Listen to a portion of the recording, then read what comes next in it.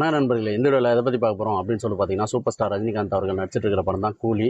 Sun pictures தயாரிக்கிற இந்த படத்தை லோகேஷ் கனகராஜ் டைரக்ஷன் பண்ணுறாரு. அனிருத் இந்த படத்துக்கு இசையமைக்கிறாரு. இந்த படத்தினுடைய ஒரு ட்ராக்கு நேற்று சூப்பர் ஸ்டார் ரஜினிகாந்த் அவர்களுடைய பிறந்த நாளை முன்னிட்டு ரிலீஸ் பண்ணியிருக்கிறேன். அந்த ட்ராக் எப்படி இருக்குது அப்படின்னு சொல்லிட்டு இந்த வீடியோவில் நம்ம பார்த்துடலாம். சிக்கிட்டு வைப் அப்படின்ற ஒரு ட்ராக் தான் வந்து ரிலீஸ் பண்ணியிருக்காங்க. சிக்கிட்டு வைப் இந்த ட்ராக் வந்து ரொம்பவே சூப்பராக இருக்குது அப்படின்னு சொல்லலாம். அறிவு எழுதியிருக்கிறேன் இந்த பாடலை, அறிவே பாடியிருக்கிறாரு. கூட வந்து டி ராஜேந்தர் அவர் வந்து ஒரு பேட்டியில் ஒரு மாதிரி மியூசிக் போடுவார் வாயிலே, கையில் தட்டிட்டு வாயில் போடுவார் ஒரு சேரில். ஸோ அந்த ஒரு பீட்டை எடுத்து போட்டிருக்கிறாங்க. இல்லை திரும்பவும் வந்து டிஆரே பாட வச்சிருக்கிறாங்களா அப்படின்னு சொல்லிட்டு தெரியல. அந்த பீட்டை மட்டும் எடுத்து யூஸ் பண்ணாங்களான்னு தெரியல. ஆனால் அது ரொம்பவே நல்லா இருக்குது, ரொம்ப ஆப்டாக இருக்குது. அதுக்கு தகுந்த மாதிரியே ரஜினிகாந்துடைய டான்ஸு வேறு லெவலாக இருக்குது. ஸோ அதனால் அந்த பாட்டு வந்து வேறு லெவலாக வைப்பாக போயிட்டுருக்குது அப்படின்னு சொல்லலாம். இது வரைக்குமே ஒரு 5 மில்லியன் வியூஸை தாண்டி வேறு லெவலாக யூடியூப்பில் ட்ரெண்ட் ஆகி போயிட்டுருக்குது. நம்பர் 1 ட்ரெண்டிங்கும் வந்து பிடிச்சிருக்குது. இந்த பாடல் வந்து எப்படி உருவாச்சு அப்படின்னு சொல்லிட்டு கேட்கும்போது, டி ராஜேந்தர் அவர்கள் அவரை நினச்சி தான் அந்த பாடலை வந்து உருவாக்கியிருக்கிறாங்க. ஸோ அதனால் அவர் வந்து பாடியிருக்கிறாங்க. அந்த பாடல் ஃபுல்லாக எவ்வளோ நிமிஷம் வரப்போகுது அப்படின்னு சொல்லிட்டு தெரியல. ஆனால் இப்போ வந்து ரொம்பவே கம்மியாக ரிலீஸ் பண்ணியிருக்கிறாங்க. அதனால் டிஆருடைய வாய்ஸ் ஃபுல்லாக வரப்போகுதா அப்படின்றதும் தெரியல. அதே போல் அறிவு எழுதியிருக்கிற இந்த பாடல் அறிவுடைய வாய்ஸில் வந்து நம்மளுக்கு காட்டப்பட்டிருக்கு. அதில் கேட்கும்போது அவருடைய வாய்ஸ் மட்டும்தான் வருது. பேக்ரவுண்டில் நம்ம டிஆருடைய வாய்ஸ் வந்து வந்துட்டு இருக்குது அந்த மியூசிக் போடுற போல்.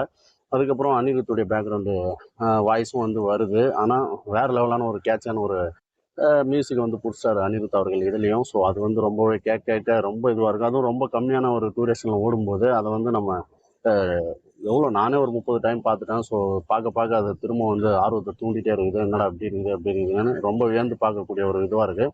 அதுக்கு முக்கிய காரணம் சூப்பர் ஸ்டார் ரஜினிகாந்தோடைய டான்ஸ் தான். ஸோ லிங்கா படம் வரைக்கும் அவருடைய டான்ஸ்லாம் வந்து இன்ட்ரோடக்ஷன் சாங்லாம் வேறு லெவலாக இருக்கும். டான்ஸ்லாம் ஒரு வைப்பாக இருக்கும். அவர் பண்ணுறது வந்து ஒரு ஸ்டைலாக இருக்கும். ஆனால் அதுக்கப்புறம் ரஞ்சித் எடுத்த கபாலி காலம் அந்த 2 படங்கள்லையும் இன்ட்ரோடக்ஷன் சாங் இல்லை. அதே போல் டான்ஸ் ஆடக்கூடிய பாடல்களும் இல்லை. அவர் வந்து பெருசாகவும் ஆடலை. ஸோ அது வந்து பெருசாகவும் ஈர்க்கப்படலை அப்படின்னு சொல்லலாம்.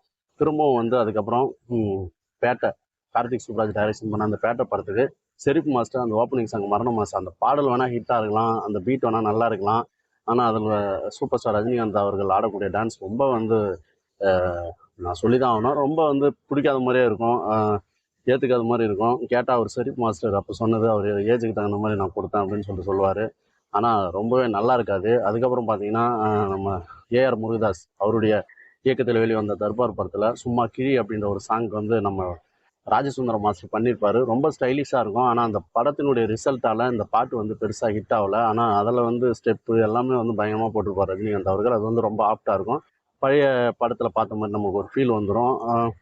ரொம்ப சூப்பரான பாட்டு தான் அது. ஆனால் என்ன காரணம்னு சொல்லிட்டு பார்த்தீங்கன்னா, இந்த படத்தினுடைய ரிசல்ட் அது வந்து ஃபெயிலருன்ற மாதிரி சொல்லி அதை கிளப்பி விட்டு அந்த பாட்டை வந்து ஆஃப் பண்ணிட்டாங்க.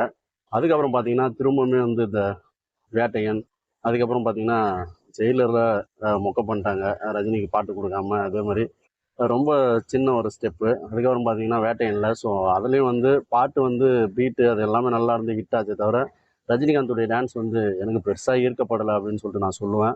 நிறைய பேர் கூட அந்த ஹீரோயினால தான் அந்த பாட்டு ஹிட் ஆகுது அப்படின்ற மாதிரிலாம் சொன்னாங்க. ஆனால் அதில் ஒர்த்து இல்லை. ஆனால் ரஜினிகாந்த் அதில் இருக்கிறதால தான் அந்த பாடலுக்கு மதிப்பு. அது வேறு விஷயம். ஆனால் அந்த டான்ஸ்லாம் வந்து நல்லா இல்லை. ஆனால் திரும்பவும் வந்து இந்த கூலி படத்தில் வரக்கூடிய இந்த ஒரு ஸ்டெப் இருக்குல்ல, ஸோ அது வந்து வெறித்தனமாக இருக்குது. பழைய ரஜினியை திரும்பவும் அந்த சும்மா கிழி, அதுக்கப்புறம் அதுக்கு முன்னாடி லிங்கா, அதுக்கு முன்னாடி வந்த படங்கள்லாம் இருக்குல்ல, ஸோ அது மாதிரி ரொம்ப கேட்சியான ஒரு டான்ஸு. அதை வந்து ரஜினிகாந்த் அவர்கள் ரொம்ப அசால்ட்டாக கஷ்டப்படுறாரு, இருந்தாலுமே சூப்பராக ஆடி இருக்கிறாரு. ரொம்ப சூப்பராக இருக்குது. ரொம்ப இயல்பாடுற மாதிரி இருக்குது.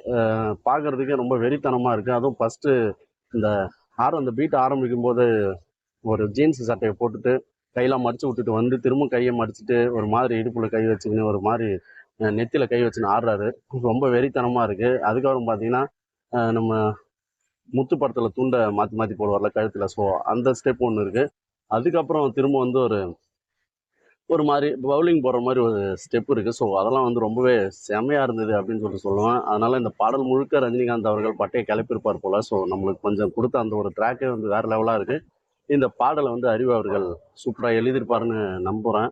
அதே போல் அவருடைய குரலில் தேவா வந்துட்டான் சவுண்டை ஏற்று அப்படின்னு சொல்லி வேறு மாதிரி இருக்குது அந்த பாடல்.